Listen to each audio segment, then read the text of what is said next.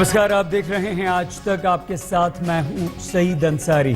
आज operation blue star की 30वीं बरसी है और इस मौके पर आज स्वर्ण मंदिर में जमकर हंगामा हुआ है। जत्थेदारों के दो गुट आपस में भिड़े हैं और तलवारबाजी हुई है। पहले जत्थेदारों के दो गुटों में आपसी बहस हुई, उसके बाद दोनों के बीच हाथापाई की नौबत आ गई। मंदिर परिसर में दोनों गुटों ने एक दूसरे पर तलवारों भालों से हमला शुरू कर दिया।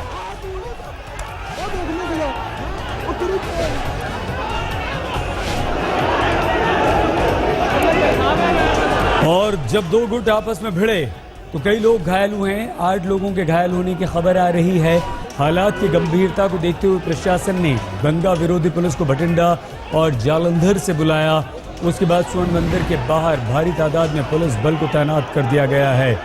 ये वो तस्वीरें हैं जो दो गुटों में, जत्थेदारों के दो गुटों में भिड़ंत हुई है और ये भिड़ंत इतनी भयानक रही कि तलवार भालों का यहाँ पर इस्तेमाल हुआ। खुलेआम तलवारें लहराती रहीं। दो गुटों में ये जबरदस्त भिड़ंत हुई, तलवारबाजी हुई। सेना के ऑपरेशन ब्लू स्टार की 30वीं वर्षगांठ पर स्वर्ण मंदिर में शिरोमणि गुरुद्वारा प्रबंधक समिति यानी कि SGPC के कार्यकर्ता और कट्टरपंथी सिख कार्यकर्ताओं के बीच ये झड़प हुई है। 8 लोग घायल हुए हैं। दोनों पक्षों के सैकड़ों लोगों ने स्वर्ण मंदिर के परिसर में स्थित अकाल तख्त इमारत से एक दूसरे को बाहर करने के लिए खुलेआम लाठियों तलवारों का प्रयोग किया। लोग जो श्रद्धालु थे वो अपनी जान बचाने के लिए भागते हुए नजर आए, लेकिन दोनों गुट भिड़े रहे।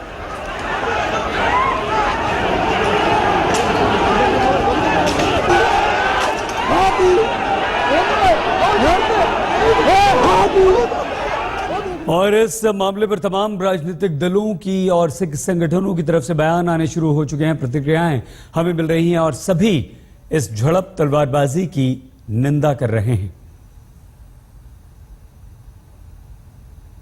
ये बड़ी दुख की बात है कि उस टेंपल में ऐसी बात हो रही हो। वहां ऐसे हादसे नहीं होने चाहिए। हर सिख, बहुत से हिंदू उस मंदिर के लिए बहुत श्रद्धा रखते हैं और ऐसा हादसा वहां हो, ये बड़ी दुख की बात है। लेकिन वहां का जो अंदर का जो लॉ एंड ऑर्डर है, वहां पुलिस नहीं जा सकती। वो SGPC के अंदर है या जत्थेदार अकाल तख्त साहब जो हैं वो फैसला करेंगे कि क्या उनको एक्शन लेना है। बहुत मंदभागी ये घटना है और आज का दिन पंजाबियों के लिए, सिखों के लिए, इंसानियत के लिए काला दिवस है। जब टैंक चल रहे थे, गोले चल रहे थे, आज के दिन फायरिंग हो रही थी, बेकसूर लोग मारे जा रहे थे और ये हमारे देश की मिलिट्री ने हमारे देश पर ही अटैक किया था। तो आज के दिन ऐसी घटना हो जाए तो बहुत मंदभागी है। जो आज गोल्डन टेम्पल में ये घटना हुई है, ये बहुत मंदभागी है, दुखदाई है और जो लोग भी दोषी पाए जाएंगे उन पर एक्शन लिया जाएगा। श्री अकाल तख्त साहब के जत्थेदार जो हैं वो सिख मर्यादा के पैटर्न हैं, वो सिख मर्यादा को संभाल कर रखते हैं और शिरोमणि गुरुद्वारा प्रबंधक कमेटी जो है एडमिनिस्ट्रेटिव बॉडी है, उसको लागू करती है।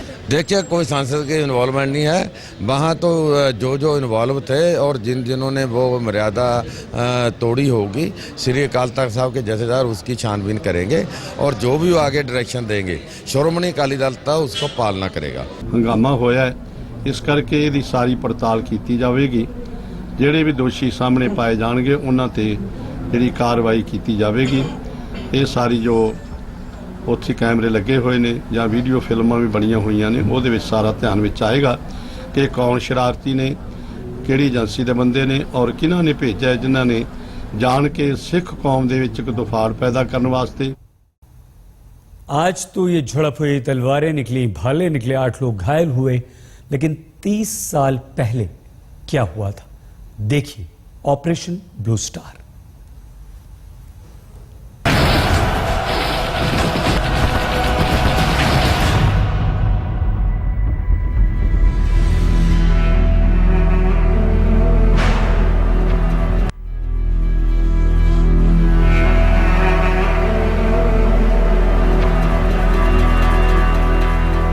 ਸਿੱਖਾਂ ਨੂੰ ਹੁਕਮੀ ਸ਼ਸਤਰ ਰੱਖਣ ਦਾ ਇਸ ਵਾਸਤੇ ਕਹਿ ਰਹੇ ਸਿੱਖ ਸ਼ਸਤਰ ਡਾਕਟਰ ਆ ਕੇ ਕਦੇ ਬੰਦਾ ਨਹੀਂ ਮਾਰਦਾ।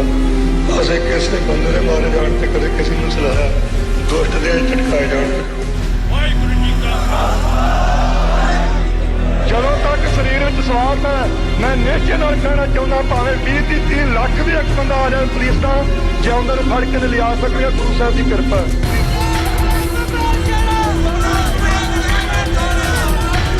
I don't think we could have done anything else. We wanted to give the maximum time to those inside. She had asked for assurance. The holy shrine will not be touched. Not a brick will be destroyed. He behaved in a very domineering manner. Everyone around him was very frightened of him. मैं सिख हूँ, ज़रूर हूँ, लेकिन जब हम लोग फौज में भर्ती होते हैं तो हम कसम खाते हैं कि हम देश की सेवा करेंगे। हम रिलीजन, कास्ट, क्रीड किसी चीज़ का परवाह नहीं करते हैं।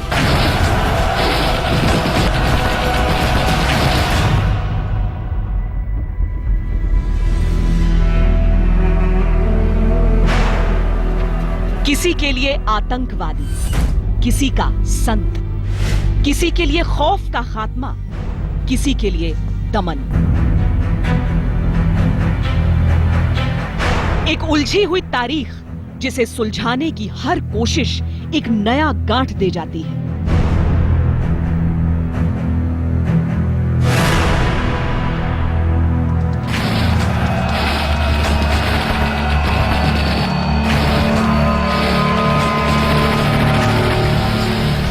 क्या इतिहास की इस काली तारीख में 7 समंदर पार के भी किरदार थे? क्या कूटनीति और व्यवसायिक फायदे की कसौटी पर मिटे मासूम? क्या भारतीय सेना महज प्यादा थी? क्या इंदिरा को भारतीय फौज पर विश्वास नहीं था? क्या ऑपरेशन ब्लू स्टार बस विध्वंस की साजिश था? I don't think we could have done anything else. We wanted to give the maximum time to those inside, to whom we were pointing out that there was that we had clear information about the accumulation of arms, about giving shelter to criminals and murderers and so on. And we were hoping to that they themselves would act and not allow these people to use such a sacred and holy place as a shelter. हर के देश के साथ लड़ाई हो तो ठीक है, लेकिन अपनी लोगों को मारना हमको अच्छा नहीं लगता। लेकिन क्या करें अगर उन्होंने कानून को अपने हाथ में ले लिया।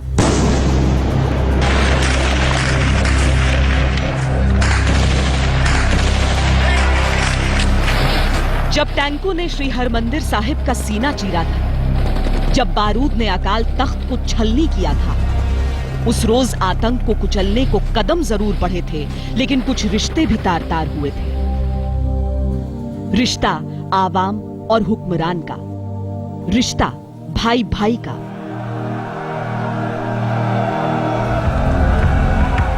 ऐसे लाशें पड़ी थी जैसे कोई पिक्चर में तो देखा होगा, जंग के मैदान में तो देखा जा सकता है, लेकिन वैसे अपनी आंखों में मैंने पहली बार देखा कि अपने ही देश में अपनी मिलिट्री, अपनी फोर्सेस ऐसे भी कर सकती है। जो श्री अकाल तख्त साहब टैटेरी किया कौम के हिरदे विचों कदी नहीं निकल सकता कि जिस ने ये हुक्म करके एडे वड्डे साडे स्थान का अपमान किया, टैटेरी किया, साडियां भावनावां नूं कुचल किया, साडे धर्म स्थान नूं खत्म किया, उस नूं कदी कौम बख्श नहीं सकती भावें जो।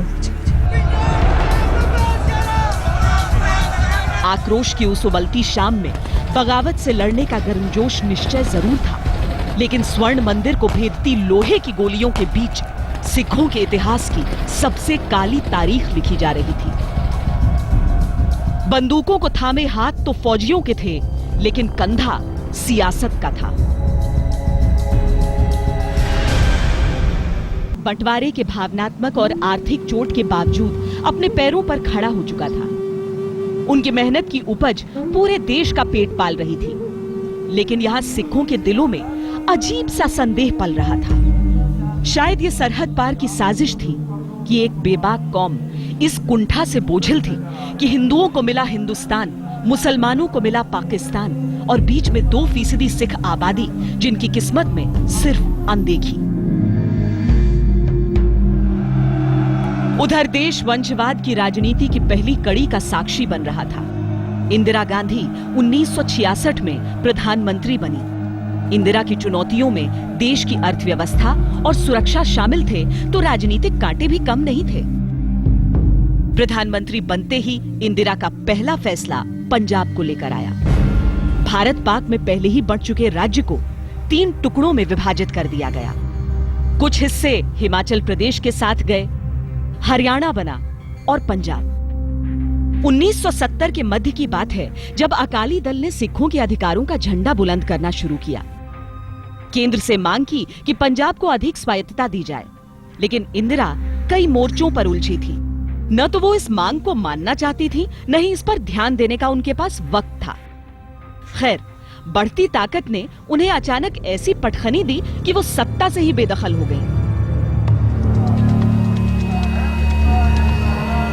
1977 में एक ओर इंदिरा सत्ता से बेदखल हुई, दूसरी ओर पंजाब में एक नया नाम उभर रहा था। इसी साल राज्य के सबसे प्रभावशाली दमदमी टकसाल ने अपना नया जत्थेदार चुना, Jarnail Singh Bhindranwale. Bhindranwale, in his way, was an idealist. But you could also see, especially in Bhindranwale's face and in his behavior, that there was a great deal of cruelty about him. He had a very hard, cruel face. And he behaved in a very domineering manner. Everyone around him was very frightened of him. Bhindranwale के जिंदा शब्दों में अजीब सा जादू था। जोशीले भाषण में गजब का खिंचाव था, लेकिन उनकी सोच बेहद कट्टर थी। सिख संस्कारों के प्रसार और अनुकरण तक तो ठीक था, भिंडरावाले गैर सिख के बारे में अच्छी राय नहीं रखते थे। निरंकारियों से उनकी कुछ ऐसी ही रंजिश थी। पंजाब की सड़कें आए दिन अब गुटों की हिंसा का गवाह बनने लगी। अप्रैल 1978 में ऐसी ही एक भिड़ंत में निरंकारियों के हाथों भिंडरावाले के 13 समर्थक मारे गए। निरंकारियों को हिरासत में तो लिया गया, लेकिन महीने भर में आजाद कर दिया गया। भिंडरावाले को इसमें पुलिस और प्रशासन की चाल दिखी। उन्होंने अपने समर्थकों से कह दिया कि जो भी निरंकारी को मौत के घाट उतारेगा, उसे वो सोने में तौल देंगे। He would hold court and he would say, oh, so and so he needs to be fixed. He knew how to use the right combination of fear and charm in the same, in a very good measure, because he wasn't just somebody who said, do this or I'll shoot you. He would always say this in a clever manner. Bhindranwale से मुग्ध भीड़ अब मानो उनकी फौज में तब्दील हो गई थी, जो उनके एक इशारे पर जान भी देने को तैयार थी।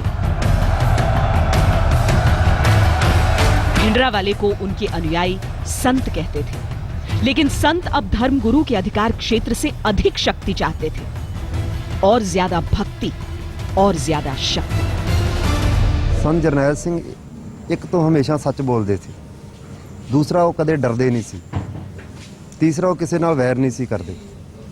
चौथी गल जिहड़ी उन्हां विच इह सी कि वो किसी भी कहिंदे सी मनुख दे दरवाजे ते नहीं जाना जिੱਥੋਂ मुड़ के ये कहना पवे चंगा भाई तू हुण चले जा।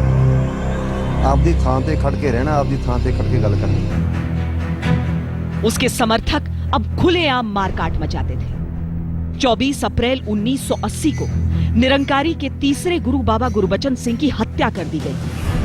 कुछ ही दिनों बाद भिंडरावाले के खिलाफ लिखने वाले एक न्यूज़पेपर मालिक की भी हत्या हो गई। इस मामले में भिंडरावाले को गिरफ्तार किया गया।